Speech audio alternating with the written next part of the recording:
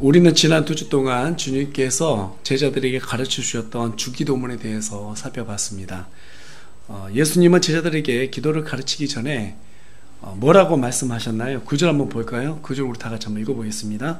그러므로 너희는 이런 식으로 기도하라. 자, 지금 예수님께서 뭐라고 말씀하세요? 너희는 이런 식으로 기도하라. 그런데 개역성경에서는 뭐라고 기록하고 있냐면 너희는 이렇게 기도하라 이렇게 돼 있어요. 여러분, 이렇게 기도하라고 하는 거하고 이런 식으로 기도하라고 하는 것은 많은 차이가 있습니다. 그렇지 않습니까? 예. 그렇다 보니까 이렇게 번역이 잘못되다 보니까 많은 교회들이 예배를 시작하기 전에 형식적으로 이 주기도문을 외우기도 하고, 또 어떤 교회들은요, 야, 머리 아프면 주기도문 외워. 예, 마음이 답답하면 주기도문 외워. 그래서 하나의 주문처럼 그렇게 외우라고, 그렇게 사용하라고 가르치는 교회들이 더러 있습니다. 예수님께서 이런 식으로 기도하라라고 말씀하신 것은 우리가 기도할 때 무엇을 위해서 어떻게 해야 할지를 알려주는 하나의 기도 공식입니다. 예, 마치 수학에서 공식을 알면 어떤 문제든지 풀 수 있는 것처럼 예수님께서 가르쳐 주시는 이 주기도문을 잘 이해하면 얼마든지 우리가 하나님의 뜻을 마땅하게 구할 그 뜻을 구하는 그러한 기도를 할 수 있게 된다는 거죠. 그래서 지난 2주 동안 저와 여러분이 9절과 10절의 내용에 대해서 알아봤는데요. 우리 다 같이 9절하고 10절 읽어보도록 하겠습니다. 읽겠습니다.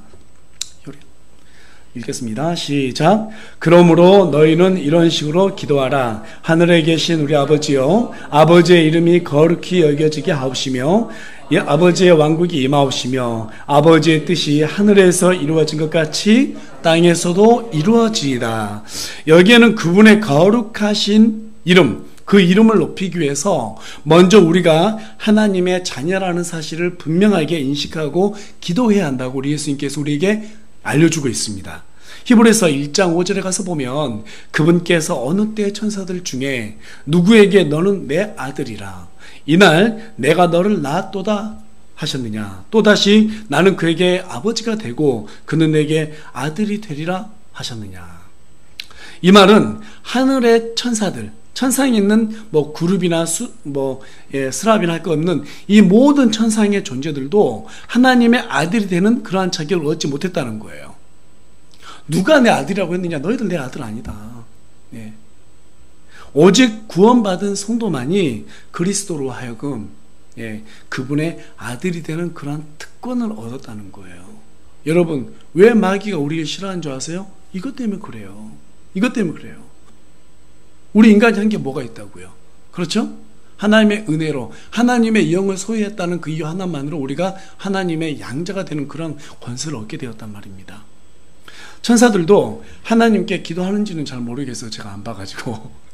그런데 만약 확실한 것은 그들이 하나님께 기도한다면 우리처럼 하늘에 계신 우리 아버지요 라는 말로 그렇게 기도할 수 없다라는 것은 확실할 것입니다. 그들에게 하나님을 아버지라 부를 수 있는 자격이 없기 때문이죠.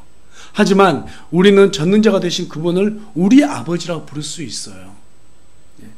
믿으시죠? 예. 정말 아버지 맞아요? 예.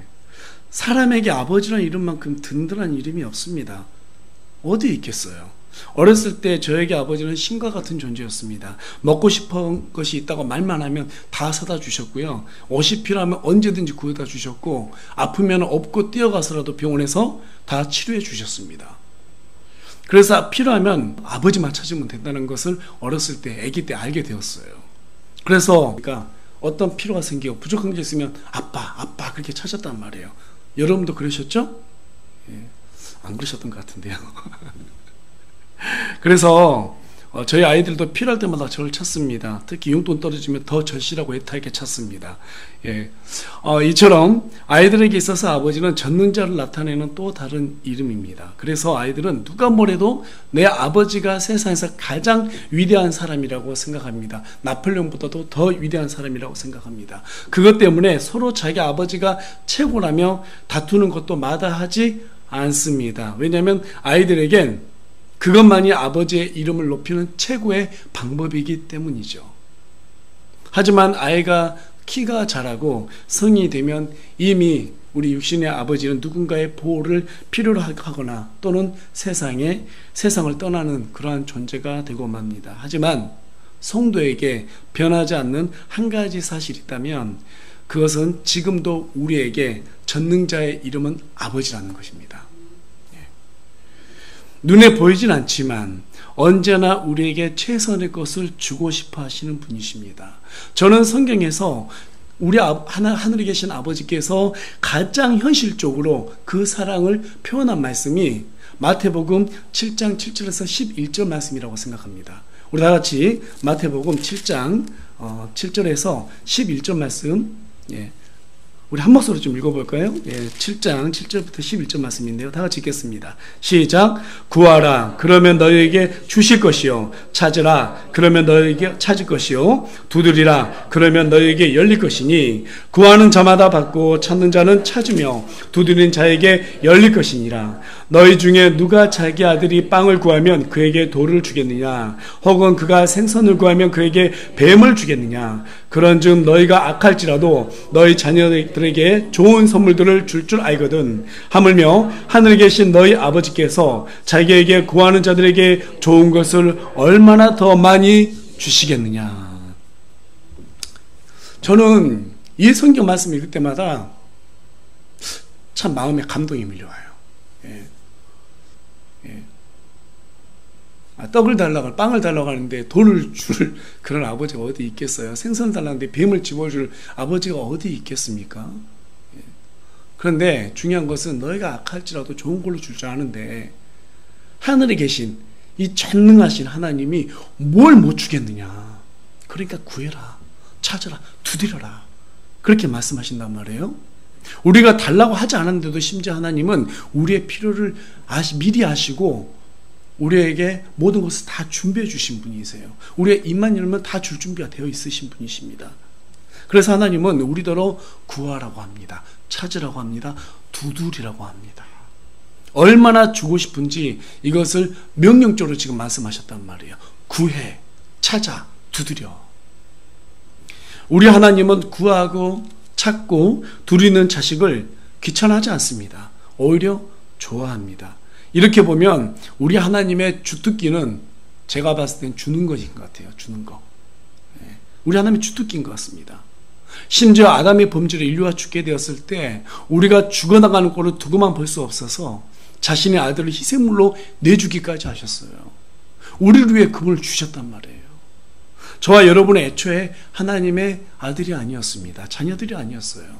하나님이 만드신 하나의 창조물에 불과했습니다. 그런데 그분의 아들로 하여금 우리를 양자로 삼아 주셨어요. 그분의 호적에 우리를 입적시켜 주셨단 말입니다. 나중에 우리가 죽어서 또는 우리 하나님 만나게 되면 생명책에 우리 이름이 다 호적에 입적된 걸 확인할 수 있을 것입니다. 믿으십니까? 그리고 우리와 함께 이 땅에 하나님의 왕국을 건설하기를 원하세요. 얼마든지 혼자 다 하실 수 있어요. 이루실 수 있어요. 그럼에도 불구하고 함께 하자고 하십니다. 그것이 왜 그럴까요? 하나님의 가장 큰 기쁨이기 때문에 그래요. 우리 하나님께서 우리와 함께하는 것을 가장 기뻐하세요. 그래서 같이 이루시고 싶은 거예요. 그리고 나중에 하나님 왕국이 이 땅에 딱 임했을 때 내가 너와 함께 이룬 작품이잖아 라고 우리에게 그렇게 말해주고 싶은 거예요. 예수님은 그 일을 할 수 있도록 하기 위해서 또 한 문장의 기도를 제자들에게 또 우리에게 알려주셨어요. 이날 우리에게 우리의 일용한 빵을 주옵시고.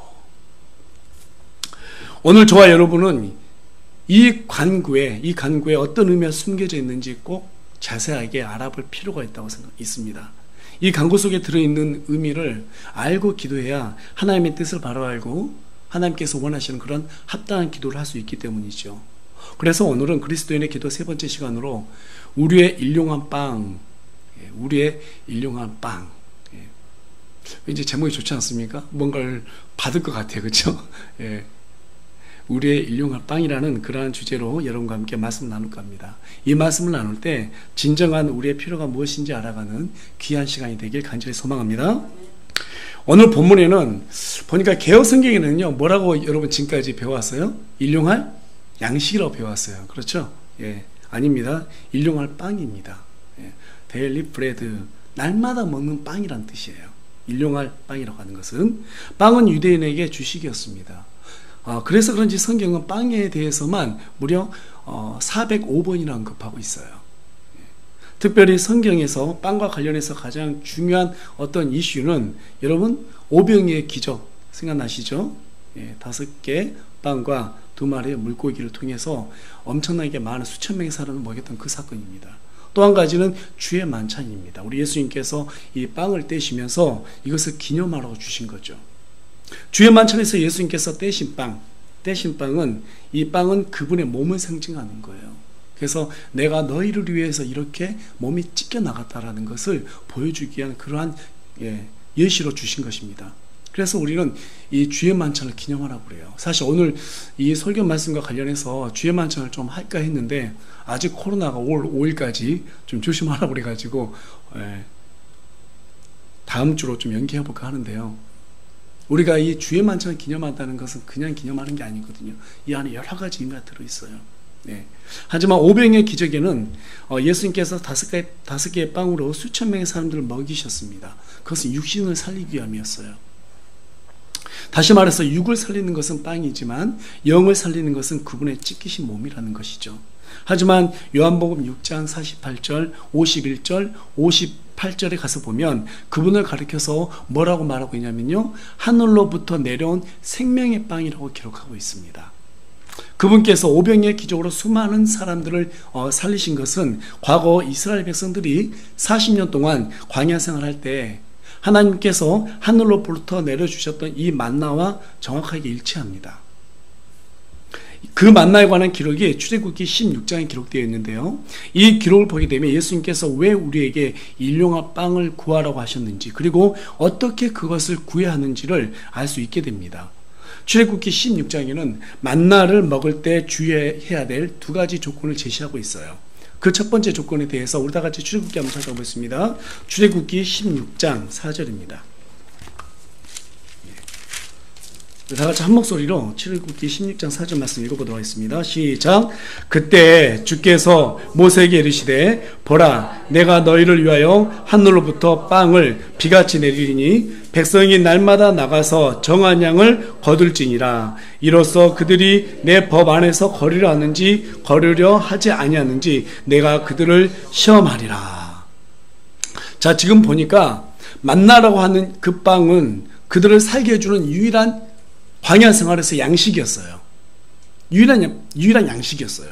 주식이었습니다. 이 만나가 우리에게 상징하는 것은 우리가 날마다 밥을 먹지 못하면 어떻게 돼요? 힘을 쓰지 못하죠.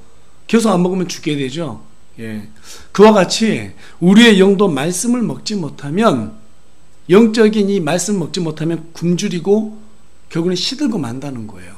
물론 영은 죽지 않기 때문에 죽지는 않겠지만, 그렇다면 이 말씀을 먹지 못해서, 영적인 빵을 먹지 못해서 굶주리면 어떻게 될까요? 어떻게 될까요? 그것을 하나님께서 시험하라고 시험해 본 거예요. 자, 뭐냐면 이스라엘 백성들을 보면 잘 알 수 있게 되는데요, 그들은 만나로 만족했어요? 만족하지 못했어요? 만족하지 못하죠. 우리 하나님께서 이집트에서 노예 생활한 것을 구해 주셨어요. 구해달라고 해서 구해줬어요. 그랬더니만 나와가지고 한다는 말이 우리를 죽게 하려고 하냐고, 배고파 죽겠다고 때렸습니다. 그래서 하나님께서 하늘에서 빛처럼 만나를 내려주셨어요. 먹을 땐 좋았어요. 근데 계속 그만 먹으니까 질리는 거예요. 그랬더니 야, 이집트에서 우리가 고기도 먹었는데 왜 고기는 안 주냐고 불평불만하는 거예요. 그래서 하나님께서 뭐라고 말해요? 내 법 안에서 거리를 하는지 걷지 않는지 시험한다고 말씀하고 있잖아요. 그렇죠?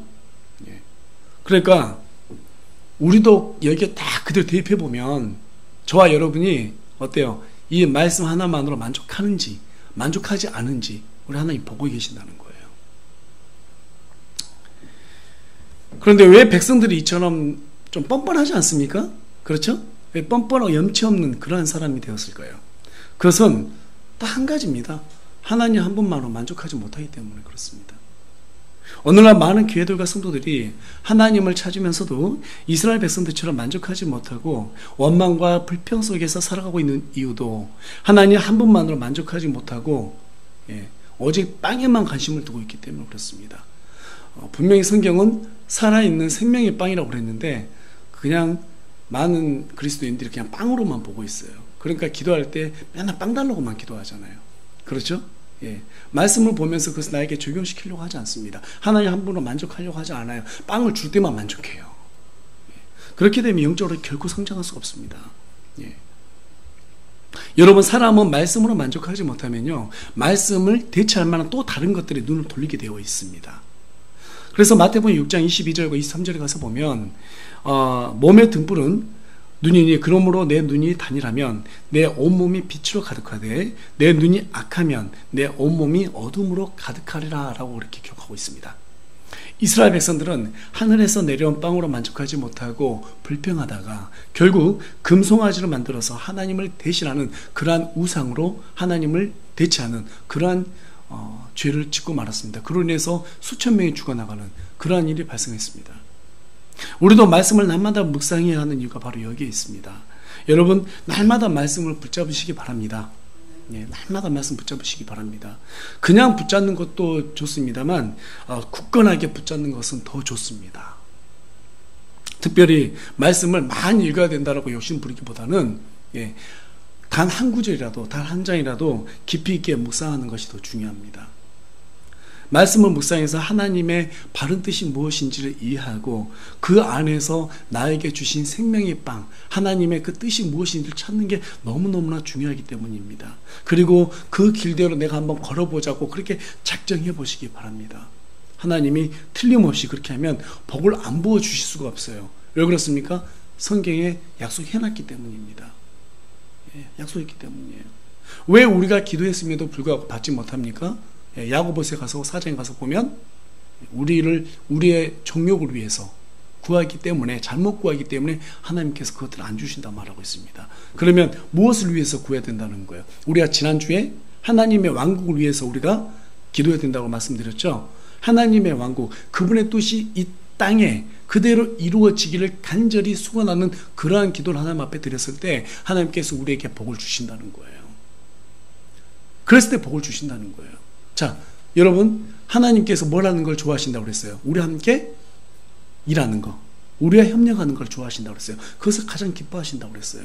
하나님의 기쁨이 있는 곳에다가 우리가 초점을 맞춰놓고 우리가 기도를 하고 간구하면 하나님께서 반드시 그 필요를 채워주신다는 거예요.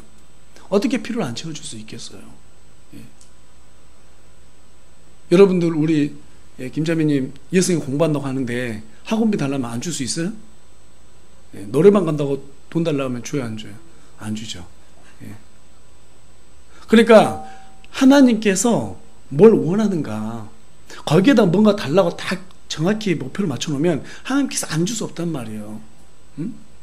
우리 부모들도 자식들이 공부해서 잘 되길 원하는데 거기다 대놓고 엄마 나 학원비 줘 말하는데 어떻게 안 줍니까? 그렇잖아요.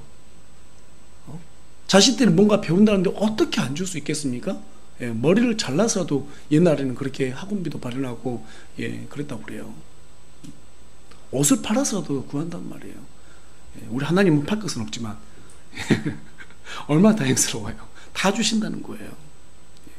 이제 망나를 먹는 두 번째 조건에 대해서 좀 살펴보도록 하겠습니다. 출애굽기 16장 19절부터 21절에 그 내용이 나와 있는데요. 다 같이 한 목소리로 읽어볼까요? 시작. 모세가 그들에게 이르기를 아무도 아침까지 그것을 남겨두지 말라 하였으나 그럼에도 불구하고 그들이 모세의 말에 귀를 기울이지 아니하고 그들 중에 몇 사람이 그것을 아침까지 남겨두었더니 거기에서 벌레가 생기고 냄새가 나므로 모세가 그들에게 노하니라. 그들이 아침마다 그것을 거두되 각 사람이 자기가 먹을 만큼 거두었고 해가 뜨겁게 되면 그것이 녹았더라. 여러분, 지금 만나를 어떻게 먹으라고 그래요? 그날 것만 주어야 되죠? 하늘에서 빛처럼 떨어졌으니까 주어야 돼요. 그래서 그날 것만 딱 구하라는 거예요. 그 이상의 것은 구하지 말라는 거예요. 왜 하나님은 그날 것만 주셨을까요? 한 번이면 다 주셔. 일주일치 딱 주고 일주일에 한 번씩 다 이러지만 하나님도 고생 안 하고 얼마나 좋아요. 근데 왜 하필이면 날마다 내려가 주셨을까요? 수고스럽게. 백성들도 날마다 주려면 힘들잖아요. 그러니까 진짜 우리가 이런 관점에서 보면 그 뜻을 알고 나면 신약 성도라는 게 진짜 감사한 거예요. 구약 성도들이 그와 같이 고생했던 것은요, 우리에게 주는 교훈 때문에 이렇게 그렇게 수고했거든요. 하나님께서 날마다 필요한 것들을 그날 내려주셨던 것은 거기에는 하나님만 의지하라는 뜻이 담겨져 있습니다. 오늘 하나님 의지해라. 내일까지 의지할 생각할 필요 없다라는 거예요. 내가 오늘만 하나님 의지하자. 한 해가 시작되면 우리 1년치 계획을 딱 짜놓죠. 그리고 3일 지나가면 잘 안 됩니다.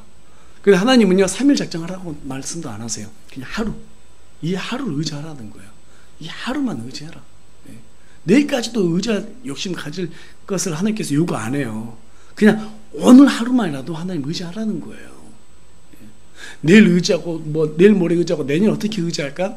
어떻게 하나님 앞에 나아갈까? 그거 고민하지 말고 오늘 하루 하나님 앞에 의지하라는 것입니다.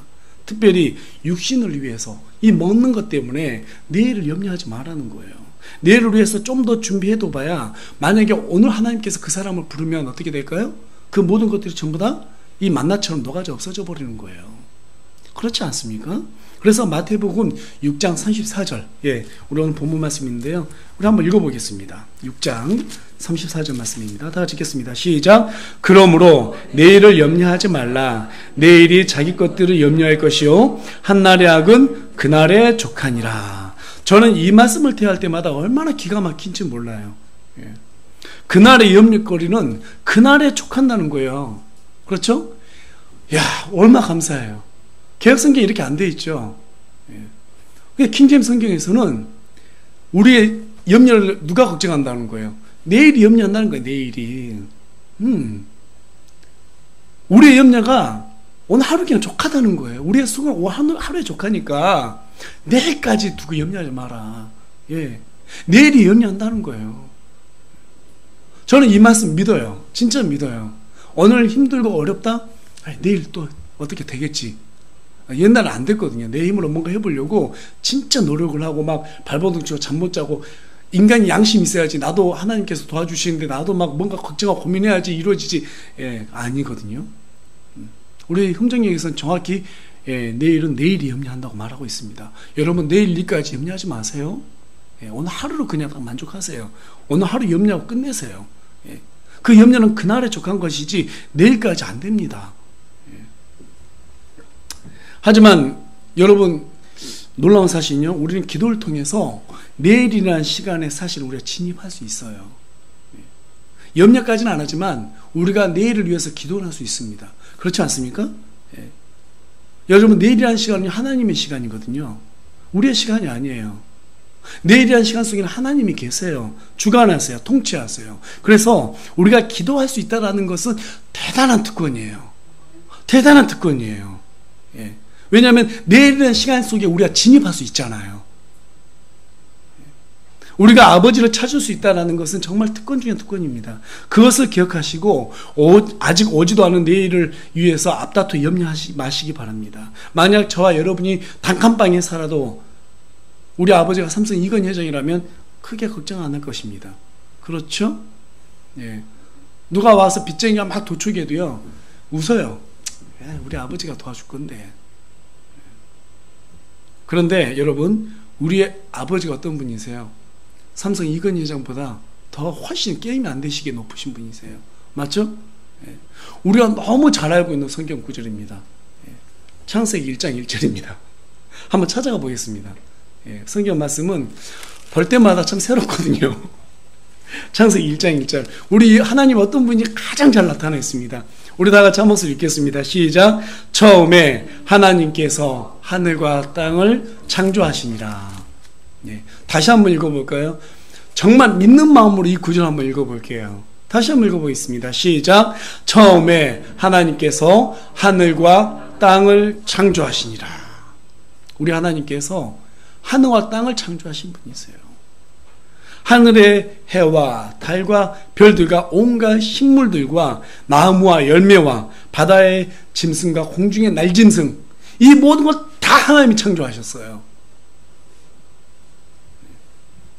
이 세상 어떤 존재보다 위대하신 분이 우리 하나님이십니다. 이것을 믿는 것이 바로 믿음이에요. 저는 창세기 1장 1절로 볼 때마다 어떤 생각이 드냐면 믿음의 문을 생각합니다. 이 문을 열지 못하면 안 믿는 사람은 결코 구원받지 못해. 믿는 사람들도 이 문을 정확하게 알고 열어야지 염려가 없어져요. 모든 기도를 다 간구할 수 있어요. 하나님께서 모든 걸 창조하셨는데 나한테 부족한 게 뭐가 있어? 간청하면 되는데. 그런 생각을 하게 됩니다. 하나님은 이 믿음을 요구하세요. 그런 아버지가 우리의 염려를 없애기 위해서 여러분 무슨 일을 창조하지 못하겠어요? 그렇지 않습니까? 이 세상 모든 만물 다 창조하신 하나님께서 우리를 위해서 무엇인들 창조 못하겠어요? 다 창조할 수 있어요. 다 창조할 수 있습니다.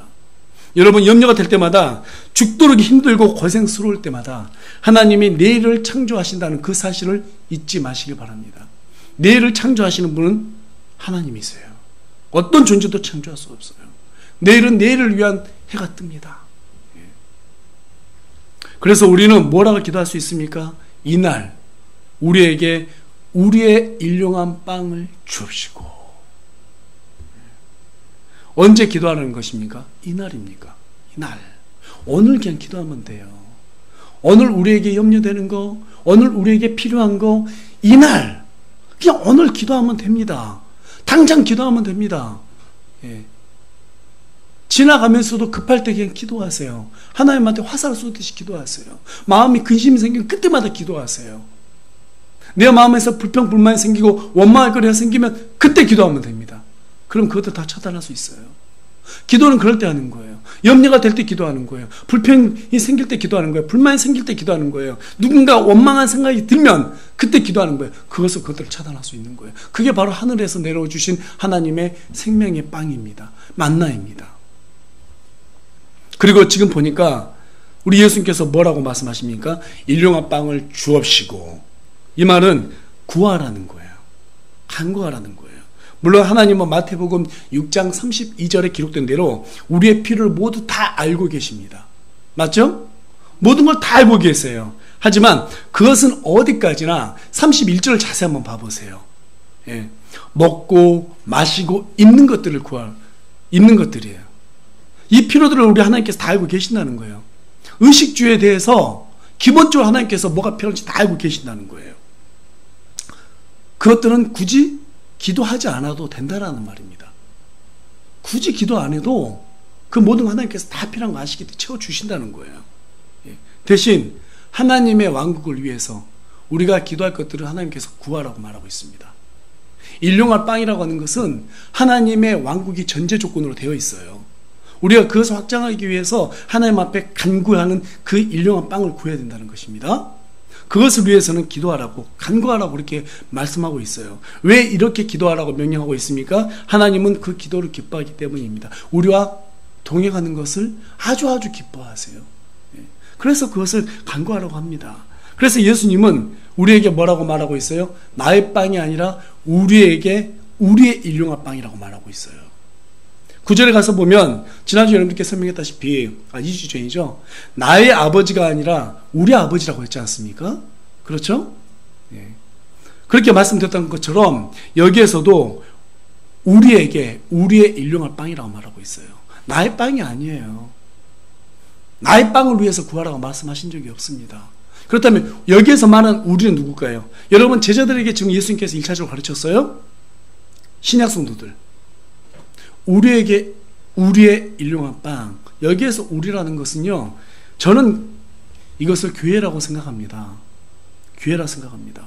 성경에서 대부분 우리는 그 교회를 대표하는 의미로 사용하고 있습니다. 교회라는 헬라어는 에클레시아입니다. 에클레시아는 거룩한 성도들의 모임이에요. 그것을 고린도전서 1장 2절에 사도 바울이 교회라고 하는 것이 성도들이 이렇게 모이는 것이다. 이게 우리라고 대변하고 있습니다. 신약에서 교회의 머리는 그리스도시고 그리스도는 교회를 통해서 일하신다고 말씀하고 계세요. 그래서 저와 여러분은 교회를 위한 필요한 양식을 먼저 구하고 그 일 가운데서 내가 무엇을 하나님 앞에 나아갈지를 생각해 보셔야 할 것입니다. 교회를 세우는 것은 그리스도의 몸을 세우는 것입니다. 저는 우리나라뿐만 아니라 많은 곳에 정말로 하나님께서 원하시는 바른 교리를 가진 그러한 교회들이 정말 많이 세워졌으면 좋겠습니다. 예. 그렇게 바른 교회들이 우리 그리스도의 몸으로 세워졌으면 좋겠어요. 그래서 교회는 정말 모든 지체들이 함께 세워나가는 거예요. 예. 함께 세워나가는 거예요. 목회자 한 사람이 세워나가는 것이 아닙니다. 그것은 하나님께서 기뻐하지 않으십니다. 예. 함께 세워나가는 것입니다. 특별히 요즘 가난한 성도들이 대거 많이 늘어나고 있어요. 예. 대거 많이 늘어나고 있습니다. 그분들 중에는요, 어떤 분들이 이제 기자들이 조사를 해봤는데 대부분이 초신자들이 아니랍니다. 대부분이 10년, 20년 이상 이렇게 신앙생활을 해오셨던 분들이래요. 또 가난한 성도들의 대부분이 교회에서 중역을 맡았던 분들이래요. 그렇다면 왜 그분들이 신앙생활을 그렇게 접고 집에 집거하고 있는가? 그렇게 물어봤더니 이구동성으로 교회에서 형제 자매들에게 또는 목회자에게 실망하고 상처받았기 때문에 다시는 교회 안 가기로 작정했다라고 그렇게 말했다라는 것을 제가 기사를 통해서 접해볼 수 있었습니다. 물론 그것 때문에 힘들고 회복되지 않았다면 쉬어야죠. 쉬는 것도 나쁘지 않습니다. 숨 고르게 하고 또 하나님을 찾으면 되니까요. 하지만 시간이 지나고 어느 정도 회복이 될 만했는데 그럼에도 불구하고 그것을 핑계로 삼아서 일하지 않는다는 것은 직무유기입니다. 목회자나 형제 자매들에게 속고 상처받으면 어떻게 하겠어요? 또 속아야죠. 또 상처받아야죠. 어떻게 하겠습니까? 그러니까 사람을 보게 되면요 정말 괴로워요. 신앙생활이 어렵습니다. 저도 신앙생활을 어렸을 때부터 제가 쭉 해왔으니까 거의 40년 이렇게 해오면서 보니까요 사람들하고 다투면 교회 나가기 싫더라고요. 솔직히 말씀드리는 거예요. 사람이 싫은 사람 많으면 교회 가기 싫더라고요. 교회 생활하기 어렵더라고요. 그런데 그렇게 부딪히면서 또 신앙생활을 배워가는 거예요.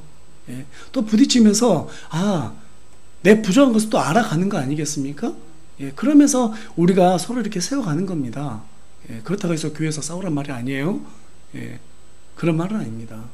그냥 그런 일이 생기면 또 우리가 하나님만 바라보고 하나님 앞에 나아가죠.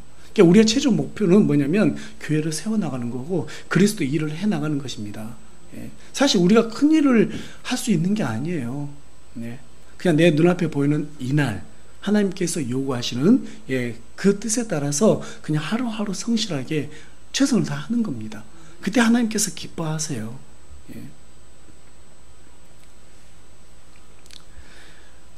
누구를 위해서 우리가 신앙생활을 하는 게 아닙니다. 그래서 우리가 하나님 앞에 정말 우리가 항상 구해야 돼요. 하나님, 내가 하나님의 일을 위해서 어떻게 쓰임받으면 좋겠습니까? 내가 하나님을 기쁘게 하는 게 무엇입니까?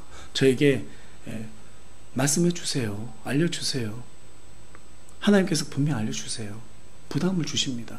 그러면 그 부분에 따라서 우리가 정말 하나님 앞에 온전하게 구하고 순종하는 자세로 그렇게 나아갈 때 하나님께서 저와 여러분에게 하늘의 복을 내려주실 줄 믿습니다. 저는 여러분이 다 잘 됐으면 좋겠어요. 정말 잘 됐으면 좋겠습니다. 물질적으로도 좀 풍족했으면 좋겠고요. 사회에서도 잘 됐으면 좋겠습니다. 그리고 안 돼도 상관없습니다. 그건 잘 상관없어요. 정말 우리가 하나님의 뜻을 구하는 가운데 있으면요 하나님께서 반드시 저와 여러분에게 그러한 은혜를 내려주실 줄 믿습니다. 결론을 말씀드리겠습니다. 마태복음 4장 4절과 누가복음 4장 4절에 가서 보면 사람이 빵으로만 살 것이 아니요 하나님의 입에서 나오는 모든 말씀으로 살 것이다 라고 말씀하셨어요. 빵은 우리가 살기 위해서 필요한 그러한 양식입니다. 하지만 영적인 빵, 우리 주님께서 주신 이 말씀은 우리의 영이 사는 것입니다. 여러분 신앙생활 하다 보면 그런 거 많이 느끼지 않습니까? 너무나 힘들고 어려울 때는 기도가 안 나와요. 너무 힘들고 어려우면요 성경책 안 보게 돼요. 제가 말씀을 잘못 드린 것 같습니다. 저만 그런 것 같습니다. 표정을 보니까 그 무슨 말씀이지? 그러시는 것 같은데 모르겠어요. 저는 그렇더라고요. 너무 낙심이 되면요 기도도 안 나오고요 찬송도 안 나오고요 성경도 안 보게 되더라고요. 그런데 그 어려운 가운데서 그래도 정말 우리 그리스도인들한테 참 중요한 단어인 것 같아요. 그럼에도 불구하고 또는 그래도 한번 이렇게 성경을 쭉 읽다 보면 하나님께서 이 말씀을 통해서 기가 막히게 또 만져주세요. 그러면 땅끝까지, 쫙 지하 뭐 한 200층까지 떨어져 있던 그 어려운 일들이 그냥 다시 하늘로 올라와요. 그냥 저기 셋째 하늘에 가 있어요. 그리고 뭘 해야 되지? 근데 문제는 뭐냐면 너무 자주 떨어지고 너무 자주 올라간다는 거죠.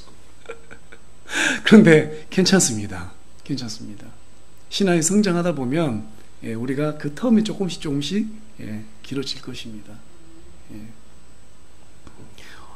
신앙적으로 어렸을 때는 교회만 열심히 하고 목사님한테 인정받으면 그게 최고의 신앙인 줄 알았어요.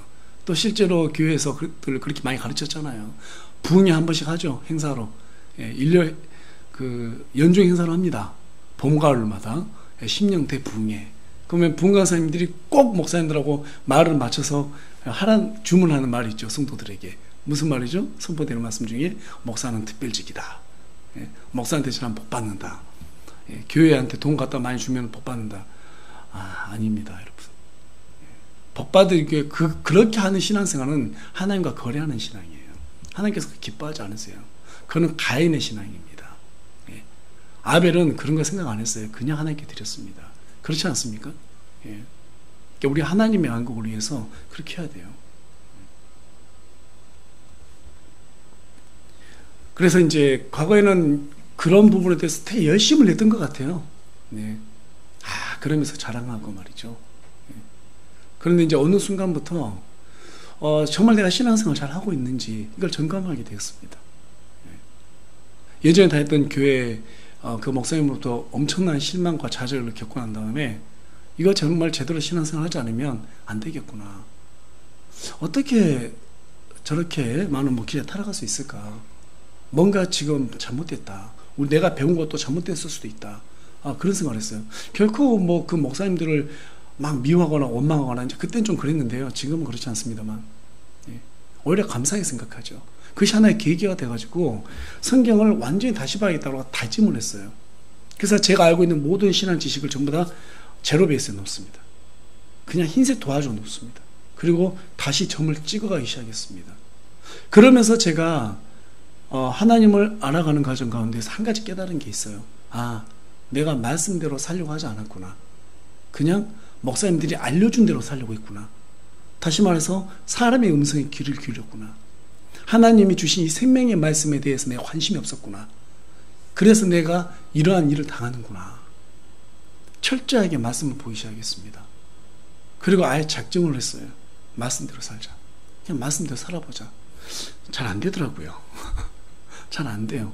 그럼에도 불구하고 그렇게 살아보자. 그럴 때 하나님께서 분명히 기적을 베푸실 것이다. 하나님께서 분명히 우리에게 복을 주실 것이다. 분명히 하나님께서 나를 내버려 두지 않을 것이다. 사용하실 것이다. 인간의 어떤 신념을 가지고 하나님 앞에 하나님 나를 사용해 주시옵소서 시자를 크게 한다 해서 되는 게 아니더라고요. 그렇게 기도 안 해도요. 하나님께서 말씀하신 이 뜻에 따라서 움직이면 하나님께서 그렇게 해 주신다는 그런 믿음이 생겼어요. 여러분에게도 그런 믿음이 저보다 훨씬 더 많이 생겼으면 좋겠습니다. 그걸 놓고 기도할 때 하나님께서 분명히 여러분을 사용하실 것입니다. 말씀과 기도의 공통점은 우리의 자신을 돌아보게 합니다. 우리를 낮추게 합니다. 나의 필요보다 하나님의 필요를 먼저 생각하게 합니다. 감사로 시작해서 감사로 끝나게 합니다. 우리의 모든 불평과 원망을 부시시킵니다. 우리의 영에 불을 지펴서 하나님을 보게 합니다. 세상의 뜻을 구하는 것이 아니라 주님의 뜻을 보게 합니다. 하나님께서 사람을 만드셨을 때 코에 자신의 숨을 불어넣자 사람은 살아있는 혼이 되었습니다. 그 숨은 하나님의 영이었어요. 우리가 공기를 들여 마셔야 사는 것처럼 영혼도 숨을 쉬어야 살 수 있습니다. 그 영혼의 호흡, 그 영혼의 숨이 바로 기도입니다. 그 기도로 열심히 일하기 위해서 생명의 빵인 이 말씀에 집중할 때 우리는 더 풍성한 기도를 할 수 있고 하나님 앞에서 합당한 더 간절한 기도를 할 수 있게 될 것입니다. 그렇게 우리 하나님 앞에 다가갈 수 있는 저와 여러분, 정말 주님 앞에 온전한 일용한 빵을 달라고 기도할 수 있는 저와 여러분이 되길 간절히 소망합니다. 기도하겠습니다.